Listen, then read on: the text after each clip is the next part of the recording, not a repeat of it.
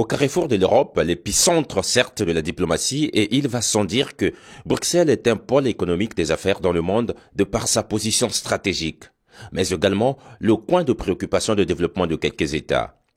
Partenaire au 8e Forum des journées de développement organisé par la Commission européenne, la revue géopolitique africaine, de façon subtile, a su apporter le débat sur la paix et la sécurité en Afrique, un facteur de développement. Là, le président du Niger, Mamadi Issoufou, plaide pour cette force africaine en attente. C'est indispensable que les pays africains, à l'échelle du continent, s'organisent pour mettre en place cette force en attente. Il faut que les pays africains cessent de sous-traiter leur sécurité. Il faut que les pays africains prennent en main leur propre sécurité. Et je pense que la mise en place de la force en attente va dans ce sens. Mais la prise en main de la sécurité en Afrique par les Africains nécessite la prise en compte également des questions des ressources à même de fédérer autour d'un projet commun, qu'un pays devienne leader sans être hégémonique.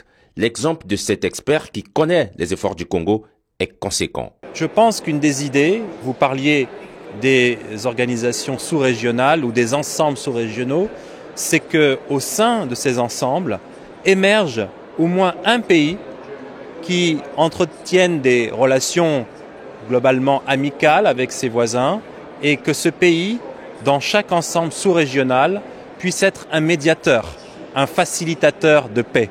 Il y a notamment un intérêt de longue date du président Sassou Nguesso pour les questions environnementales. Comme dans toutes les démocraties, les ONG ont aussi un rôle à jouer. Pour régler les conflits en Afrique, il faut faire intervenir à la fois les organisations non gouvernementales, mais aussi la société civile, à condition bien entendu que cette société civile fasse l'objet d'une culture politique et d'une éducation justement à la raison, à la capacité d'apporter des réponses qui ne sont pas des réponses politiques. Au Royaume de la Belgique, plus précisément à Bruxelles, lors de la semaine du dernier forum de développement, la revue géopolitique africaine vient d'ouvrir le débat annoncé au sommet de l'Elysée en décembre prochain.